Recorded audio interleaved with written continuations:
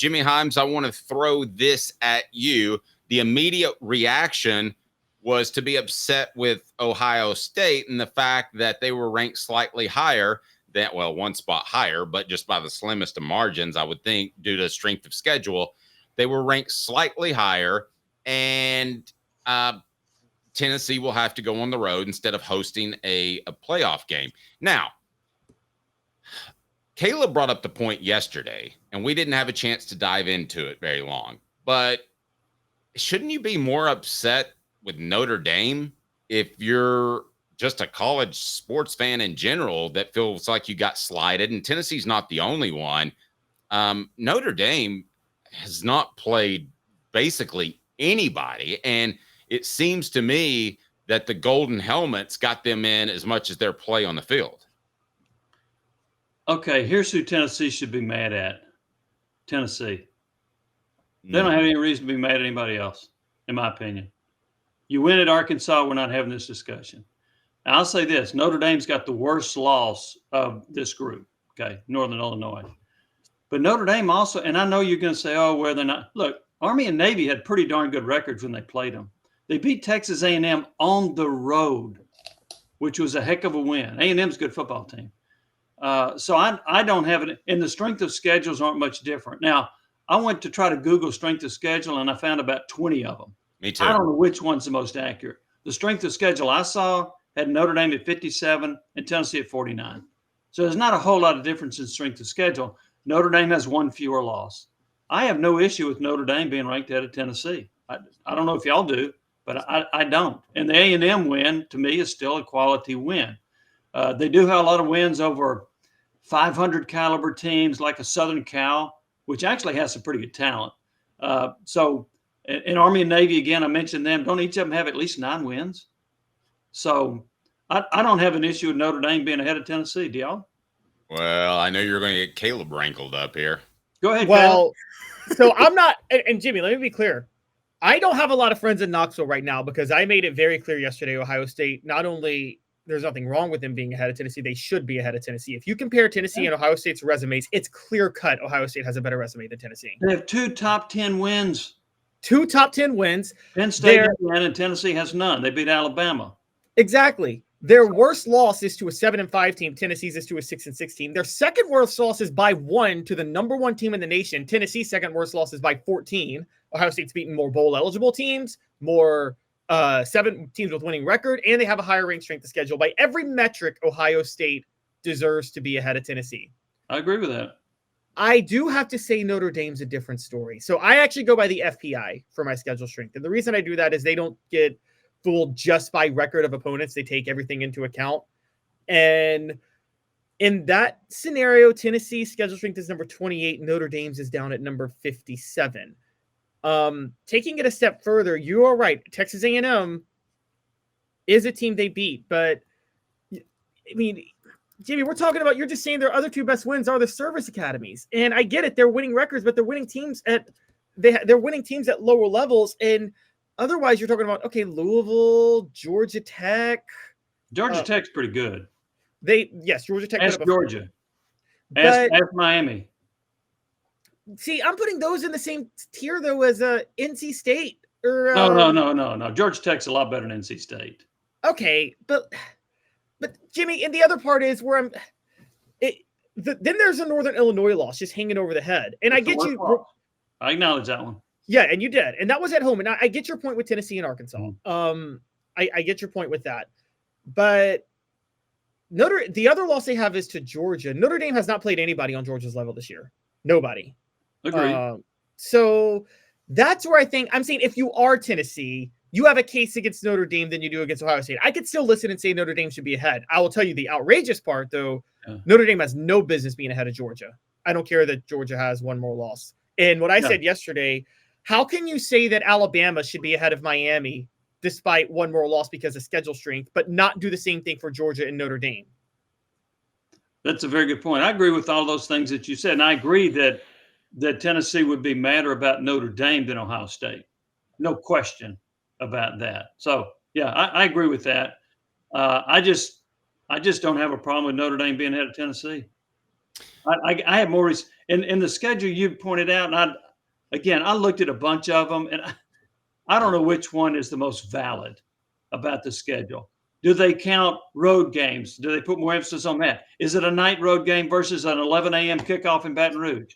I don't know how they do all that stuff. I just know the one I looked at had Tennessee strength of schedule at 49, and you had one at 28.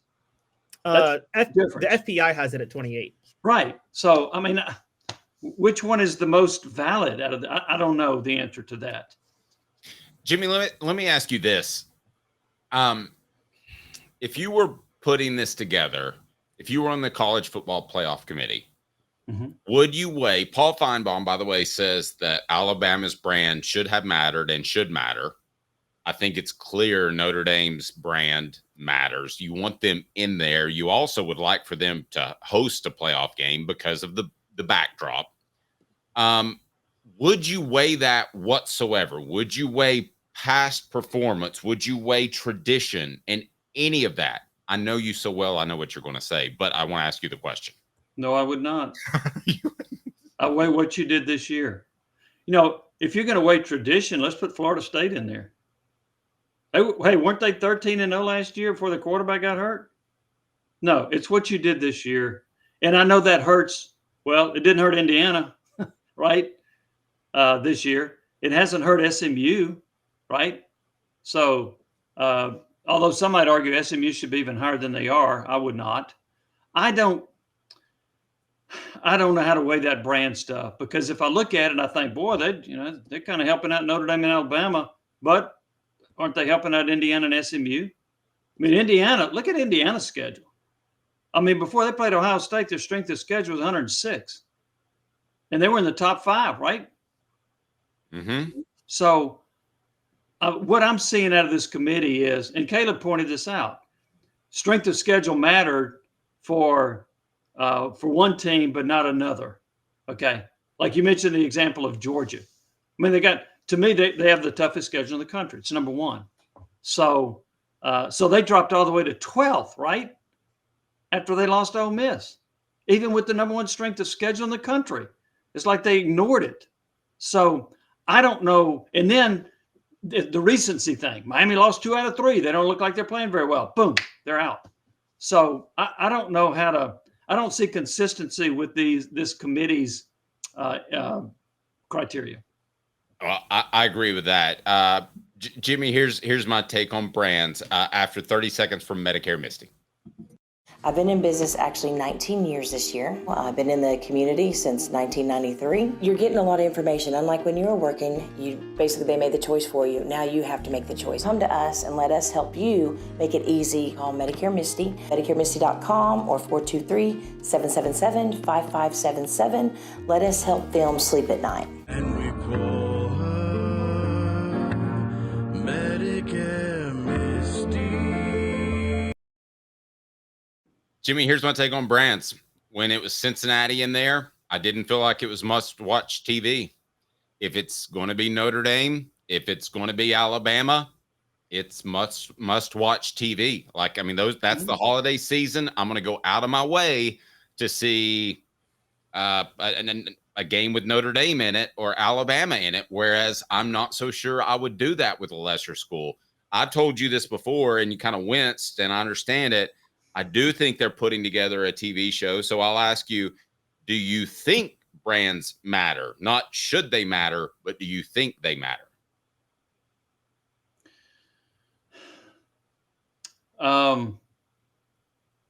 They probably do. And I hesitate because I can't get in the mind of these 13 committee members. So I don't really know. I will say this. I'll be really interested to see what these pairings are. And if they juxtapose some of these to get the matchup they want, as opposed to this is where. Now, when I say that, you're dealing with 12 teams. The NCAA Men's Basketball Tournament Committee, no doubt, orchestrated matchups. No doubt. Right? Right. Oh, absolutely. Yeah. 100%. So if you kind of go by that guide, then you got to think that this committee might do something similar. But at this time, I cannot say, out of the 12 that they rank, I don't think Ole Miss deserves to be in over Alabama, nor do I think South Carolina deserves to be in over Alabama. So as far as their top 12 ranking, I don't have a problem with the 12. Do y'all? No, I said that yesterday. Yeah. I have none. You could argue the order, Mhm. but I can't really argue the 12. So The only thing I agree, and I think one thing I said, my big issue was Notre Dame, and I said that yesterday. And by the way, Penn State shouldn't be ahead of Georgia either. Georgia should be ahead of both of those teams with 2 losses, and those 2 have 1. My issue, Jimmy, is it's not the committee's fault. It's the way they set up this scenario, which I think is so incredibly stupid to automatically give the top 4 seeds to auto bids. I don't know if you've seen how things are set up, but let's think about brand for a minute. Wouldn't you rather like Tennessee, Ohio State, Alabama, Notre Dame? Like, wouldn't you rather those be second round games as opposed to one of them playing SMU or Boise State? And the other part of that is, Jimmy, there's kind of an incentive and I'm going to talk about this tomorrow with Dave, but I just want your thoughts about it first. There's kind of an incentive for Oregon to lose the Big Ten title game. I mean, I'd rather play Arizona State and then I guess Boise State then have to play maybe Ohio State again on a neutral field in the second round when I just beat Ohio State by 1 at home the last time I played them. or Tennessee. Yeah. I was just. And that's going to be in the Rose Bowl, right? Isn't that going to be the spot that Oregon would prefer or select? Yep. And by the way, Tennessee or Ohio State fans would outweigh Oregon fans in that Rose Bowl game, I think. Wouldn't that be interesting to see if that occurred? I see your point on that one. There's the argument of you got to play one more game, so it's tougher to win 4 than it is 3, and Oregon gets another week of rest, right? If they don't have to play, so their path theoretically is made easier by playing 3 games instead of 4. But I'll go back to the NCAA Men's Basketball Committee. One year, UConn won, 6 games to win the Big East, and then they kept rolling and they won the NCAA tournament. When a lot of people are like, no, you need to lose that tournament game. Well, they took the momentum of winning the Big East all the way to a national title. So it just depends on the situation with different teams. Does Oregon prefer to have a rest as opposed to a tougher route? I don't know. Hey, Jimmy, theoretically, though, technically, if Oregon were to just forfeit the game this week and not play, that could be their rest. Ooh, I didn't think about that. Forfeit. Just don't even show up. Yeah, You are setting up, and then you get the same amount of rest. You get a bye either way, either the conference title or the first round of the playoff. So you get your bye, and you just get an easier road. Either way, you have to win 4 games. You have to win your conference title in 3 games, or you have to win 4 games. Who's Dylan Gabriel's backup? So whoever that is, you just start their backups. But here's the problem with that, Jimmy. If he played well, then he transfers out, and you have no depth. Guys, I'm talking like a little crazy here, but do y'all not think this is going to happen very soon? Jimmy, I know you talk about UConn. Rick Barnes, I think, all but threw that SEC tournament game to Mississippi State last year. LSU's done that. Under Dale Brown, they used to do that. They would lose a game because they didn't think it was important. I don't know if Calipari's done it. He won a lot of SEC titles. Bobby Knight would do it. Huh? Bobby Knight would do it. Yeah. So, yeah, I get that. I've seen that happen with teams. I've seen some, and both philosophies have paid dividends. So, which is the right way? I don't know. There is momentum to be gained, but there's also the wear and tear. It didn't hurt Connecticut. I also think they have Kemba Walker, pretty good player. So Michael Jordan thought he was the next Tim. So. Oh, he did. Oh yeah. Michael Jordan thought Kemba Walker could be as good as personnel decisions have not proven to be very accurate. No, they have not. One other quick thing before we go, and I know I'm taking up too much of your time. No, we want as much time. I feel like I'm taking up too much of your time. You're welcome. Danny White said yesterday during an interview that he wants a computer element to this selection committee. I'm not throwing stones at the committee, he said, but there needs to be a computer element. To which I would have followed up and said, do you have any support? Does the SEC support you on this thought? Do half the ADs in the SEC support you? Does Greg Sankey think there needs to be a computer element? I'd be really curious to see if they go in the direction of having a computer to help them determine these rankings.